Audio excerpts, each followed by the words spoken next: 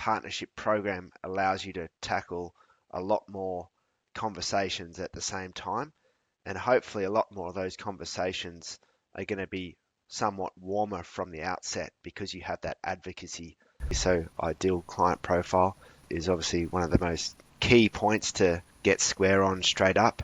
You need to understand exactly what end client you want to be targeting, and then from that you can then, as you say, once you start targeting the vertical, you can start to define your IPP or ideal partner profile.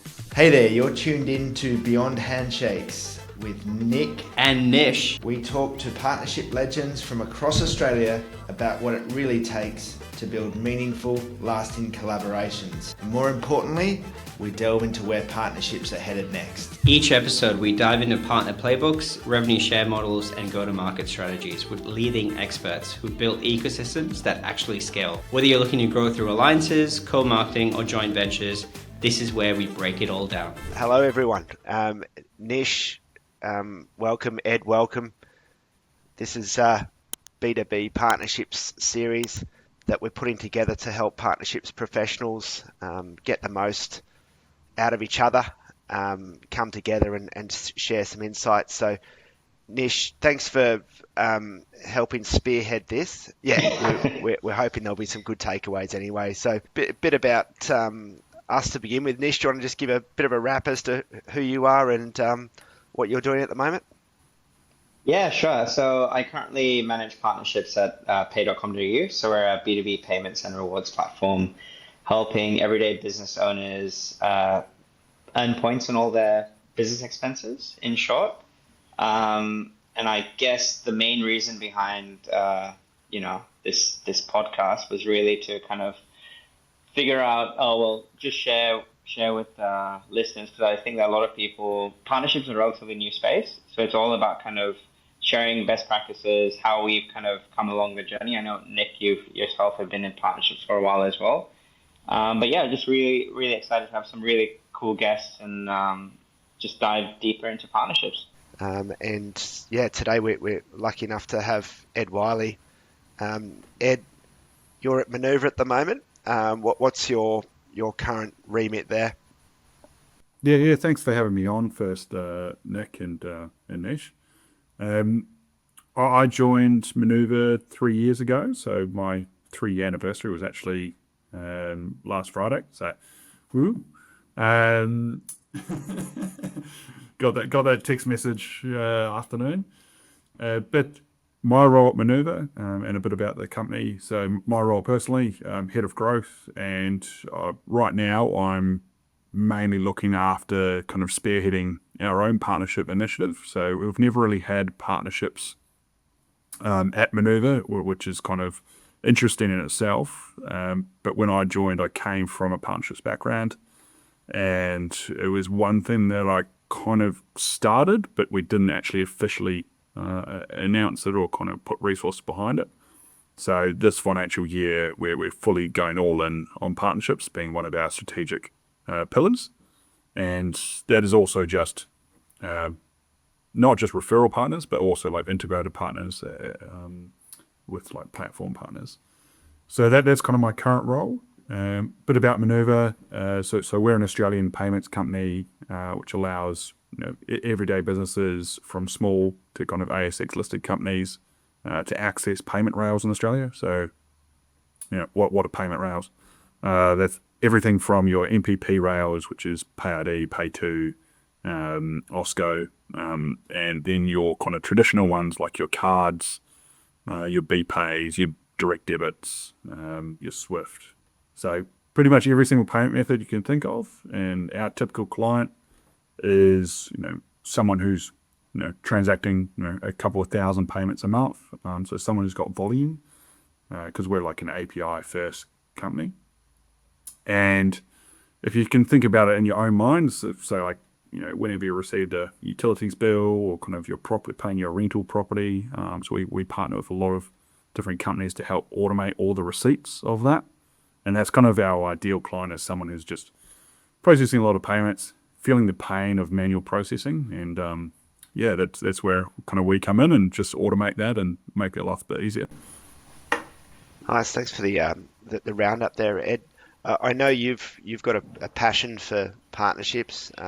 We've known each other for over a decade, and you were one of the people instrumental around the partnerships program at OFX back in the day.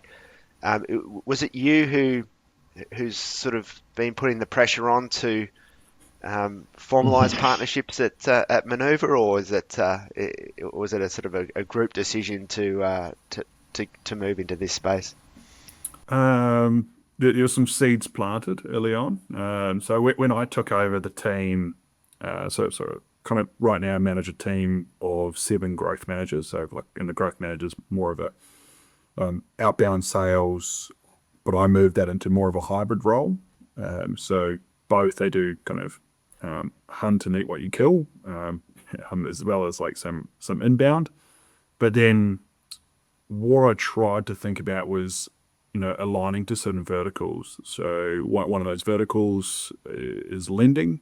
So lending, we do a lot of direct debit, a lot of recurring billing payments on that side, and we do the real-time payouts for when you want to take out funds. In that space, there is, a handful of larger lenders who can integrate to Monoova directly via API, and that's great. But that only allows us to kind of hunt after a certain few companies. And that kind of opened my eyes to, it's like, surely there's, everyone sees lenders all over the place. There's payday lending, there's, mortgages, there's every type of lending under the sun. I was like, surely there's some platforms that these lenders have off the shelf. So after a few days research, there's lending management service businesses, and there's kind of about 6 or 8 larger ones operating in Australia, and one or 2 major ones.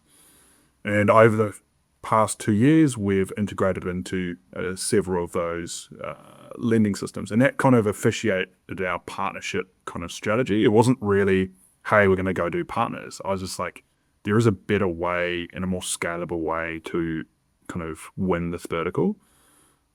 Yes, we've got payment rails, and yes, we've got the technology to, absolutely enhance a lot of these flows. But unless these smaller lenders can access our technology, it's like, if they're going to integrate by API, that's a upfront tech cost, which is not scalable for smaller businesses. So if we can be embedded inside an off-the-shelf solution, like, you go to your Xero accounting platform, there's like off-the-shelf apps in there. That kind of works across all industries. Like most industries, they'll have an off-the-shelf back-end platform. So the idea was to do that in the lending space and then replicate that across each vertical that we go after. So that was really catalyst to kind of start that.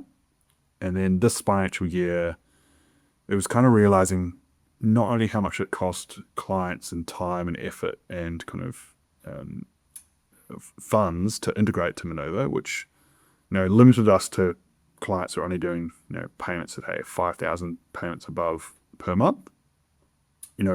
We were getting a lot of inquiries from businesses who were doing 500 payments a month, or kind of had aspirations to do 50,000 payments, but for now they just wanted to test it out. So that sparked the idea of let's get into partnerships and let's formulate this. And now my focus is 80% on strategic partnerships with platform partners, and building out that structure internally. So demand produces results, really. Like, I follow the demand.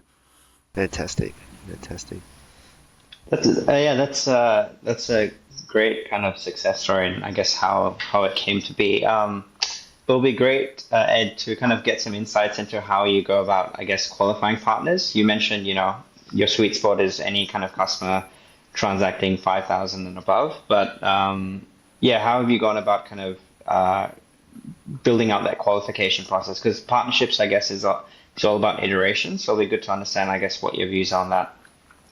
No, 100%. Like, at all fix, it was like we did partnerships with referring partners and platforms and kind of websites that had like like affiliate kind of links on there, and you can just partner with anyone. You just plug a link on there, and they'll send you a lead, and because you could either be a consumer lead or a business lead, didn't really matter.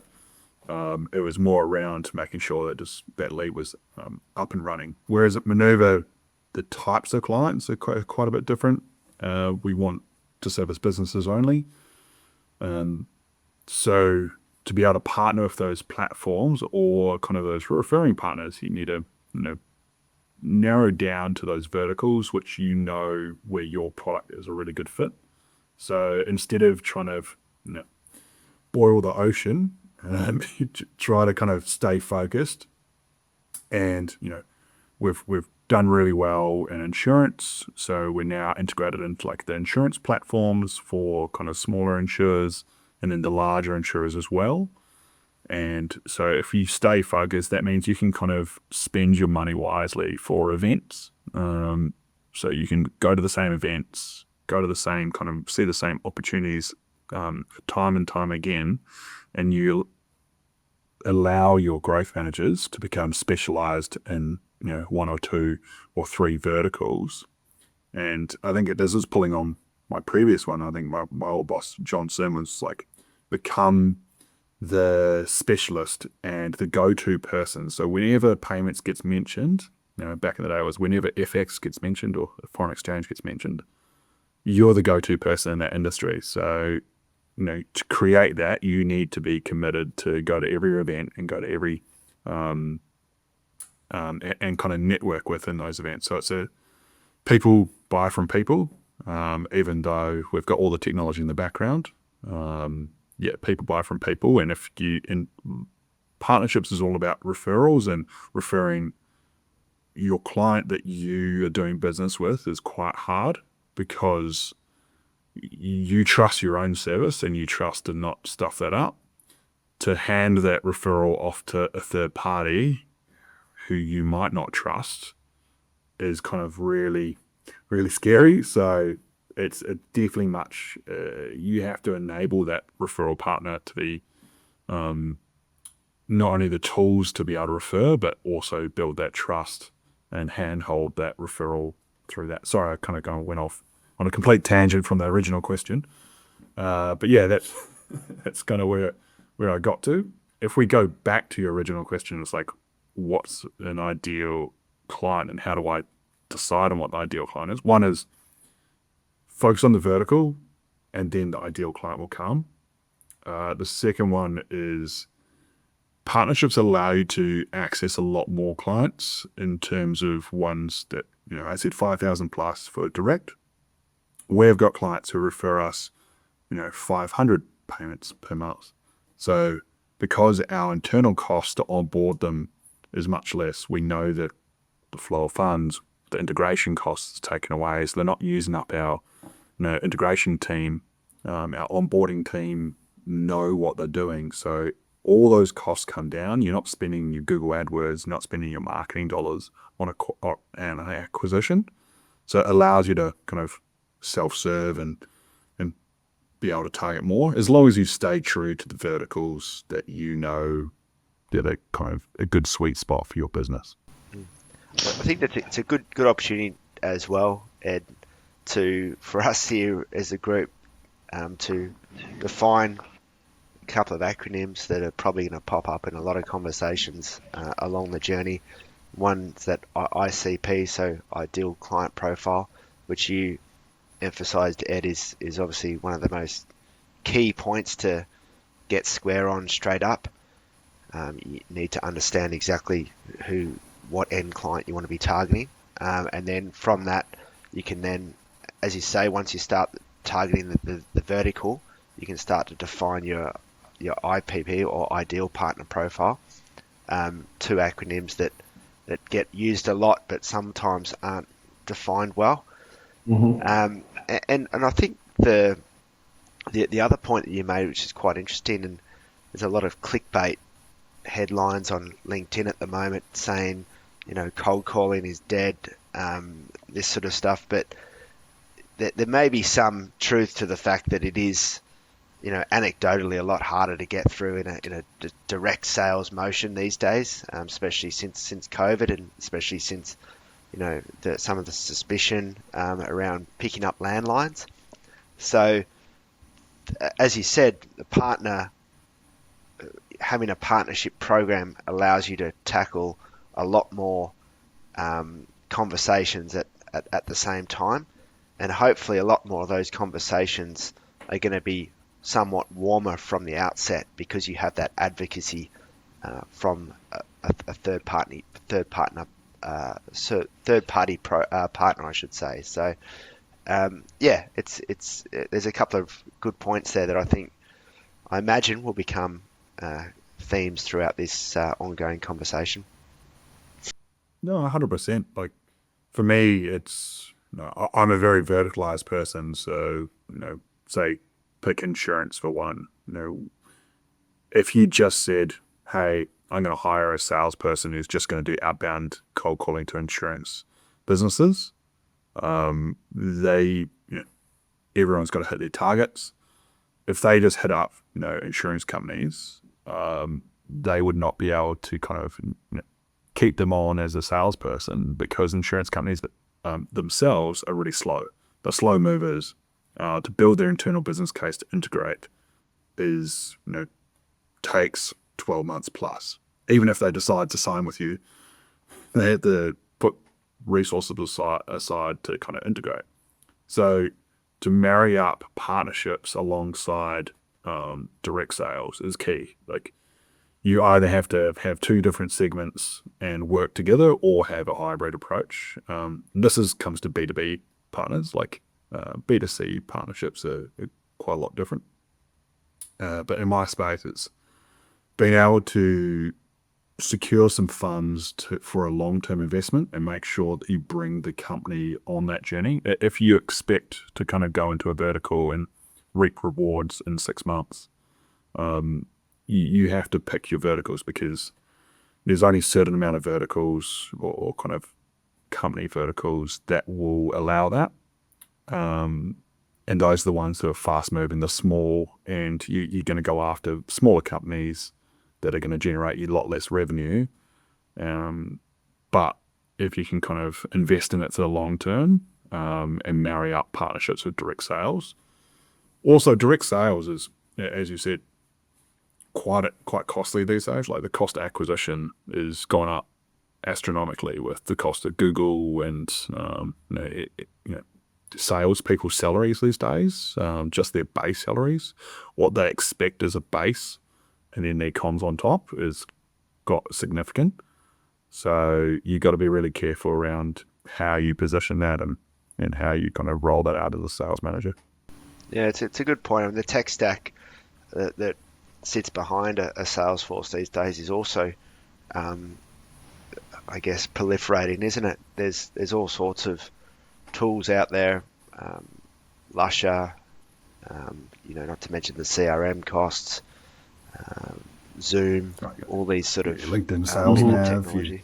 Yeah, it's all adding up, isn't it? So it's a really good for point. me, it's how do I set up, set up someone, bring them on board. How do I set them up for success? Like partnerships allows them to have a long trail of kind of inbound leads from partners that they've created, and it gives them the flexibility to go after those whales.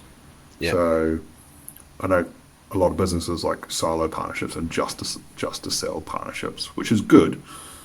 But in the more enterprise mid-market space that I kind of in, it's definitely partnerships allow you to have food on the table while you go out to kind of hunt your big whales. So it's a hard balance. Like I love partnerships because it allows you to kind of have a constant stream of referrals that come through that are kind of on point, the clients that you love, at low acquisition, but it also kind of keeps your top talent. And this is the one thing for me, it lets you keep those big top talent salespeople out there pitching for larger businesses while they get to kind of go after small as well. Yeah, that's a great point. You've got an interesting perspective, I guess, as well, coming from your background at OFX, where you had that B2C and B2B experience simultaneously. What do you think's the main difference, if you could summarize it, when it comes to partnerships and B2B partnerships? What's the main difference between partnerships for B2C? It's velocity. So it's, the time it takes from, your first conversation to when the revenue comes in to when the payback is. Because for a consumer, you can have a partnership, you can set up with a comparison website, or you can set up with, a really good one was Crown Relocations. So we were selling FX at the time. You never really would have put a relocations company next to a FX company. It just doesn't really vibe into your basic train of thought. But when you put in partnerships in there, it combines two really good use cases. So international relocations are kind of a small part of a relocations company, might be like 10% of their volume, or probably even less. But when someone does do a relocation internationally, they need to move their funds. So they need to move their funds from, say, Australia over to New Zealand, Australia over to the UK on that relocation. Whenever a relocation, salesperson goes out and to try and pack up their stuff from a home, they're given a brochure of different products they can recommend. So it was a really good partnership where, they did say, hey, you could potentially save, a couple of $1,000 if you, use OFX to move your funds instead of going through the bank. And 9 times out of 10 back in the day that this is before the likes of Wise and all the other kind of consumer apps made, FX, better rates, kind of ubiquitous. But back in the day, it was like everyone used the banks. Don't get ripped off. Go with OFX. And it was a great partnership because the size of the transactions were, 500,000, 2 million, sometimes even more. And the commission that we made off those were quite substantial. But it was, a traditional partnership doesn't work where you just pay the head office their percentage fees, say like 10, 20, 30%. Here you go. It had to be incentivized at the kind of, at each of the sales agents with the relocation company, because they had to have some skin in the game for them to go, hey, have you thought about using OFX? This is a great way to save a few $1,000s. So I think they incentivize it down, and the conversion rate on those was significant. So it was, whenever they went out to a person's house, they could give them the pamphlet and then they'd just tell them a 5-second kind of spill. Great way to save a few $1,000s. Then it went to a landing page, and the landing page had all the information of this is why you should use OFX to move your money. These are the reasons why. And then the conversion rate was self-serve. So all they had to do was fill out the thing, and then they were up and running within a couple of days. And that's amazing. So that's your end-to-end perfect partnership that you can kind of continuously drive and kind of incentivize. And that for me is an epitome of a great partnership, because it's not really one that screams out that there'll be that pain point, but you just need to find that pain, or not even pain, just that point in time where it becomes relevant. So your product becomes very relevant at that point in time. Really simple ones.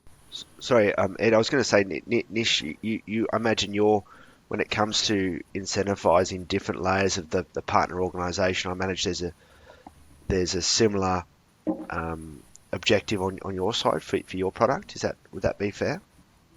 Absolutely. I think we're a bit fortunate in the way we incentivize our partners, because it's majority of time with points. And points is interesting because due to the nature of our, rewards proposition, you could, do a lot of cool things. So instead of a standard $100 cash incentive, we could now say, refer 5 clients, get a business class trip to Sydney. So I think we're very, it's a very unique proposition. It's a very exciting one as well.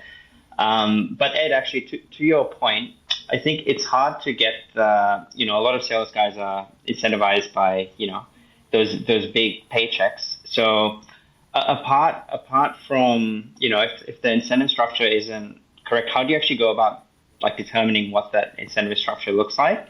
And if for whatever reason, if it's not strong enough, what are some other levers that you kind of pull on to really kind of enable the partners, first of all, and just drive success? Yeah, no, really good points. I think first of all, it's face to face. Like you've got to go out, build that relationship, meet the team, take around some donuts, whatever it takes. Yeah, yeah. It's sort of like you don't. The fact is like these guys are going to the house. They've got a pamphlet of 10 different companies, or maybe even like 3, 4 companies that they are meant to incentivize or meant to tell clients about. 9 times out of 10, they've never even met these companies, never even heard of these companies, and they're just like dropping this pamphlet on their table and walking off. So if you can kind of make yourself memorable and you can kind of go into the office, be like, hey, well, this is like who we are, do a little presentation, like kind of educate them, because it's an education layer. It's like you've got sales and then you need to train a second layer of salespeople. And then it's incentive, set up an incentive program, be that, I think at the time we had, Myer One gift vouchers that we gave, or like a Bunnings voucher, whatever they wanted.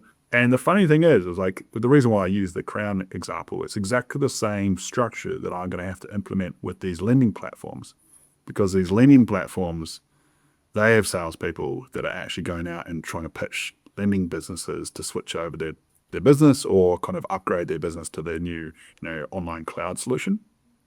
So in a couple of weeks, they're going to fly up to Brisbane, going to do exactly the same thing, run a presentation. This is who Monoova is. This is how we can help. And then work with them and like, what is the best incentive structure to kind of, is it, potentially we partner with yourselves and offer them a free business flight? Who knows? If they hit enough targets. But that's kind of that's why the reason why I brought that up is it's 2 very similar partnerships, and they run off that process. And those are the partnerships I love because they're quite in-depth partnerships. They need kind of relationships. They're very personal. The other partnerships, which is more towards what probably Nick was going on, was what's the difference between B2B and B2C, is the affiliate partnerships. And this is like putting just an affiliate link on a website and then someone clicks and just goes through. That's kind of like a one and done setup. You don't really have to have a relationship too much. It's just, they just need to get their check in the mail each month. Say, hey, we had 50 clicks and we had 10 success and we had 3 people who ended up transacting X amount of money, and this is how much revenue you get from it. And that's like your finder.com.au, where it's like, search the 10 best money transfer websites. And that works. And there is a point of difference between, that's more of an outbound sales for me. That is partnerships, but it's, you have to break into that website, or not break in, but build a relationship with that website and kind of get your link working on there. And then it's really working with marketing. How do you optimize that landing page? And so partnerships can form so many different types. That is one aspect. The real one that I love is kind of building the platforms, or the integrated one where you've got the level of partnerships down to their salespeople, how to incentivize them. Yeah, it's interesting, gents. I find that those partnership conversations that you start where it's all about money, and the potential partner, all they're talking about is money, it inevitably don't go so well, because it's too one-dimensional. You actually need people out there where your offer becomes somewhat of a extra string to their bow. So it's another tool in their toolkit. They go out there, they can sort of talk about FX in the Crown example, for example, that they can talk about FX quite comfortably because it fits in beautifully. somewhat offset some of the costs that they're getting their clients to spend on the move, the furniture removal side of things. So it's interesting, isn't it? Like, a lot of people have this very simplified view of partnerships being all about rebates and commission, and obviously it's a key part because you need to make it commercial. But really, when it comes to the human-centered partnerships, where it's not a finder.com.au type scenario where you're relying on a human to advocate for your product, there really needs to be a second layer. There needs to be that genuine connection with your product, and there needs to be that advocacy in front of the end client for how the joint offering is going to make your life better as a client. So, yeah, is that consistent with what you've experienced, Nish, in some of the pay.com partnerships? Yeah, absolutely. And to your point, I spent a large part of last year actually building out, a member benefits program, because, like, to your point, it's all about value creation, right, and value add. We have a team of account managers that are constantly on the phone with our customers, and there's only so much you can, talk to them about earning points on business expenses, right? And I think, having those additional offers for the sales team, it's very valuable because it just increases customer stickiness, and it's providing that that added benefit and value to customers. Yeah, great. Ed, we've talked a lot about the I guess the key aspects of good partnerships. I'm interested in your background. Obviously, we worked together a long time ago, so I got a sort of a first-hand look at how you started out in partnerships. But for the audience's benefit, when was the light bulb moment where you said, "Hey, this is a path I want to go down, and I see a lot of value and a lot of long-term success in this space"? What was it that set you down the partnerships track? No, before I get on that, I just want to 100% reiterate you're 100% correct. There is like a difference between paying someone for a partnership and actually someone getting seeing the value in it. Because I'd say at least 50% of my partnerships never receive any monetary value. Like, they don't, in terms of like us paying them. We offer potentially a discount on our service. That could be like lawyers and accountants. They're not allowed to take any upfront funds, but they definitely see that as another tool in their toolkit. That's kind of like allowing them to be the trusted advisor. So when I set up with Monoova, I specifically set out two different kind of strings. I said one is your platform partners, that are like your integrated partners. And another one is trusted advisors. The reason I didn't just call them referral partners is because I wanted, for them to receive any benefit, they had to be trusted advisor, because I don't need a partner with someone who just, hey, I've got a mate who's doing something. Because that's just one and done. They're just like, yeah, that's great. I'll send you a referral and then you'll receive a kickback, and then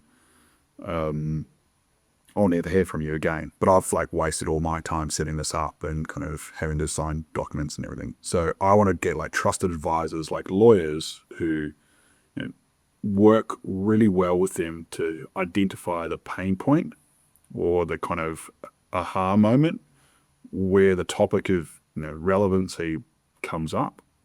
And one for me, just because we work in payments, is we work with a handful of lawyers where it's I pat you on the back, you pat me on the back, because all the time we get clients come to us who want to set up fintechs and want to set up payments companies, but haven't got the right licensing or haven't thought about licensing. So we need to refer them to said lawyers.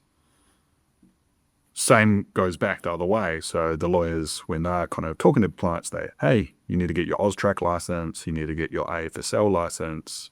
Have you thought about payments? So it's like when to bring up Monoova is a critical one. Like when you're teaching and educating kind of partners, the topic of, remember on the FX days, so the topic FX never comes up. So like you have to teach them how to kind of bring up the topic, or the topic of, getting your cash back or your rewards points back. It's like, that would never come up on standard conversations, but here are the kind of topics that could trigger that or could mean you bring it up. Because if you talk to an accountant, they will tell you straight up, like, oh, no, none of my clients will ever do FX. It's like, oh, do any of them import from China?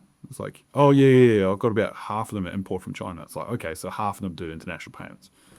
It's like, so it's like you have to teach them and kind of like, okay, well, when do you meet with clients? I was like, oh, we meet with clients every quarter or like once a year. It's like, okay, well, what do you typically run through with clients? Like, do you kind of, hey, this is what I'm seeing in the market. Would you like to like reach out to clients about kind of something other than just asking for their end of year tax bill?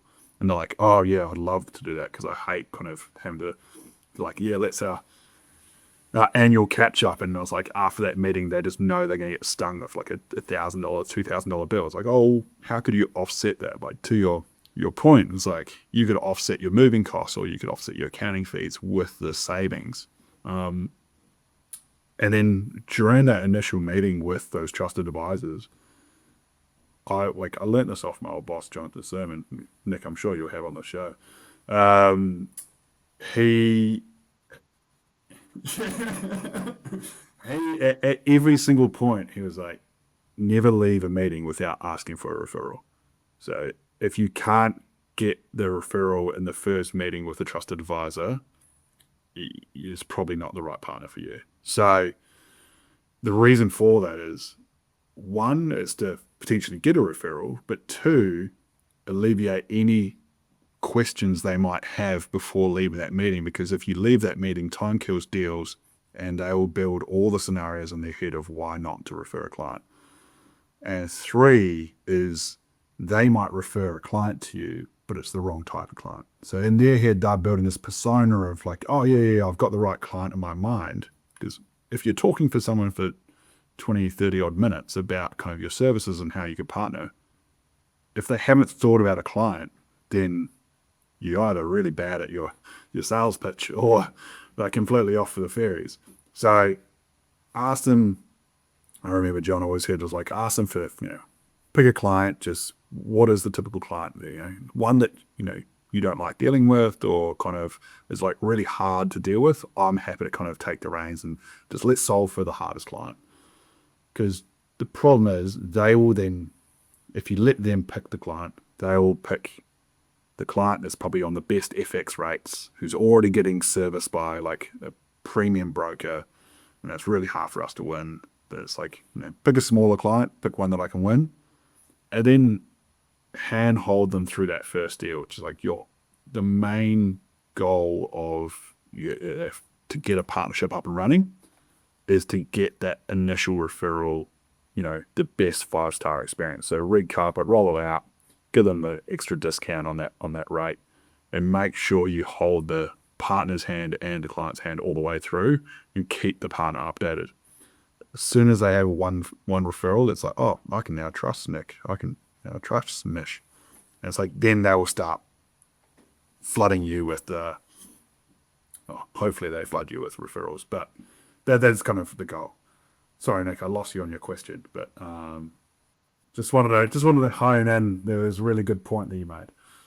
No problem at all. And so, yeah, we both saw firsthand how John Sermon did partnerships at OFX, and I think we both benefited from his expertise and his coaching. But you started your partnership journey, 2014 was it, Ed? Correct me if I'm wrong. Yeah, would have been a while ago. Yeah, about 11, 12 years ago. Triggered you? What did you? Well, at the time, Nick and I were both on, the dealing desk. We were receiving all the phone calls or doing outbound calls as soon as someone registered. One of the fields and one of the ones that really interested me was like, how did you hear about us? It's funny because John at the time was actually pitching internally. So it's not only in partnerships do you have to sell externally, you have to sell internally. Back to your original point, it's he was actually creating an incentive program for the people on the sales desk to actually truly understand how did their clients hear about us. And if they heard about us from anything unique, to let him know. So for me, it was like, my job was to do, circa 100 calls a day. It wasn't like back in the day, like probably more. It's quite ruthless back in the day, but it was good. You got put through the gauntlet and you came out the other side. Good work ethic. But one of the things that really intrigued me was just like, okay, how'd you hear about us? And then understanding all these different companies around how they came to us. And a lot of them were referral partners or potential referral partners. There were a lot that weren't tracked, weren't coming through their affiliate links. And I kept on sending them to John. And I was like, man, this guy must be making a bit of buck if he's getting all these referrals. And then he also tapped me on the shoulder and he said thank you, and he gave me extra special benefits because, like, I was light years above every other salesperson on the desk sending him leads. I thought I was just this was fun for me. And then a position opened up on his team. He's like, I'm growing the team. I applied for it. I had kind of a back book of all these websites that I kind of thought would be really good referral partners. And for me, it became more of a hobby as well as a job. So I loved, in my weekends or nighttime, my wife will tell me off for being on my phone. But like even last night, I was on my phone researching utilities platforms. So platforms that utilities companies use as their billing engine. I was like, my wife's like, what are you doing on your phone? I was like, oh, I'm just searching potential partnerships. And I was like, this is fun. Like, I'm like screenshotting and going back to it. It's like, for me, it's a hobby, and they kind of really took off. So John really focused on the trusted advisor side. I focused on more of the integrated partnerships. And then one of the niches that for me, where I really fell in love with was e-commerce. So I partner with a number of, e-commerce education platforms and two of the buy now, pay later companies. And the buy now, pay later companies is where it really took off, because a lot of the time we were focusing on like Amazon website sellers and then e-commerce website sellers, and the partnership for like the Afterpay was really good because it was a win-win. Back to Nick's point, it's like they didn't. At the end of the day, you got to look at a partnership. You got to ask them up front, be like, will this make material impact on them in terms of any referral revenue I give them? Like, no, Afterpay won't care. What they want is make sure their clients get a good rate and a good discount and a streamlined service. So they want hand holding, and that's what I can give them. So to this day, that was the most successful partnership, I believe, at OFX for that time period that I was there. And they were just referring because every single Afterpay client wanted to expand to the US, but they needed a US dollar bank account. So we allowed them to access that and sell into the US market. Otherwise, they would have had to fly to the US, set up a US entity, and set up a bank account. So we had the solution, they had the pain point, and we met in the middle in the partnership. And we just made it work, and it was really successful. And I think we had a great few years, didn't we, Nick? And then and then we kind of like moved on to bigger and better things. I went to Monoova when I kind of took over the team, and now I'm trying to expand it out into a whole bunch of sales opportunities and start partnerships from scratch. Yeah, and I think that it's amazing, isn't it, that the three of us obviously get it. We've made careers out of it, but the concept of partnerships is really misunderstood, isn't it? And a lot of the misunderstanding is actually not in the market. It's more internally within our own organisations. And I think part of that misunderstanding is, I mean, you've obviously defined it well within Monoova, Ed, but maybe some of that misunderstanding's our fault as partnership professionals because we're not defining the different partnership streams, because there are very pronounced different partnership streams. You've got the proper advocates that are out there, human to human, promoting you and talking good things about your product.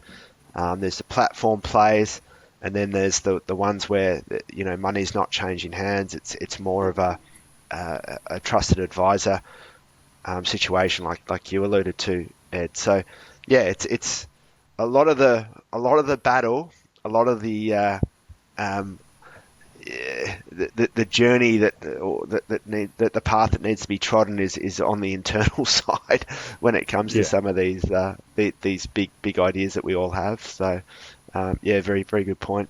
Yeah, look, it's been a great conversation, Ed.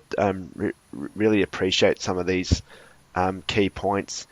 Just to wrap it up, just interested in your thoughts as to where the profession's headed, and do the three of us need to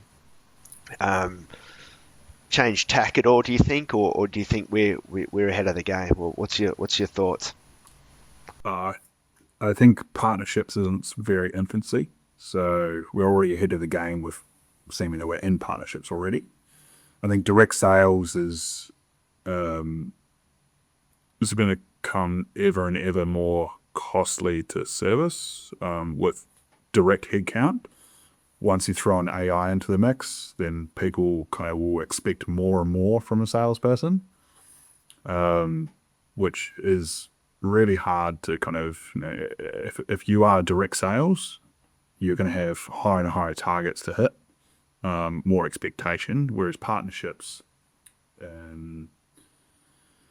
there is AI obviously involved. You can kind of streamline everything, but it is very much more a relationship based, and I think there is always going to be a segment out there for relationship based partnerships where people trust people and people buy from people. You can obviously optimize and automate a few things, but there has been a massive underinvestment in partnerships over the last 10, 20 years. And one of the big reasons for that is marketing in Google, paid AdWords is being so easy. There's trackability as well. So, give someone $500,000 to spend on SEO. You can just click here. Oh, this guy's got this many clicks, so I've spent this much, and it's got full end-to-end transparency. Partnerships is a bit less transparent. So I think making sure we as a team and kind of everyone in the partnership industry is able to kind of streamline and kind of present that internally. I think back to your point, Nick, it's being able to present it internally, saying, hey, this is where we're at, these are the types of partnerships, and definitely define the different partnerships, because I recommend that before you do anything, because otherwise you're going to have people internally, and this is what happened to me, is they view you in a different light. They just say, oh, well, he set up that partnership 3 years ago and he's lazy and he's not doing anything. It's like, well, actually, no, I'm constantly farming. So there's a difference between like hunting and farming. It's like constantly farming that relationship, but I'm also verticalizing. So I'm going out to that whole vertical and it's producing other opportunities. Partnerships in itself, you are the face of the company. There's the SEO, not the SEO, CEO, who's like the face of the company, but actually we're the boots on the ground. We're the ones going out to the conferences. We're the ones who kind of create those, those relationships where it's needed most. So partnerships in itself, great opportunity for anyone who's looking to get into it.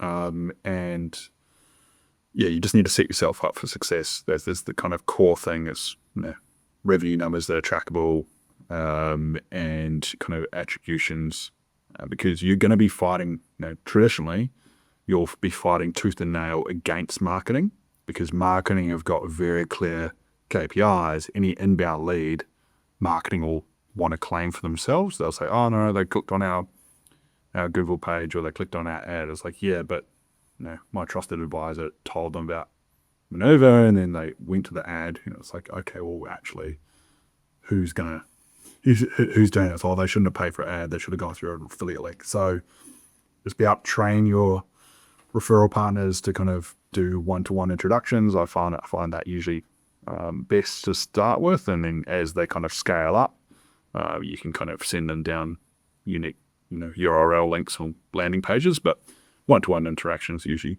justified for the first few years. So great conversation, Ed. Yeah, really appreciate it, and best of luck with your new role at Monoova. Sounds like you're gonna kill it, and yeah, look forward to seeing how it goes. Well, hopefully we've got more than two subscribers in 12 months' time as well. So we'll see how we go. All right, take it easy, guys, and enjoy your week. All right, Yeah. see ya. Thanks, guys. Thanks, Ed.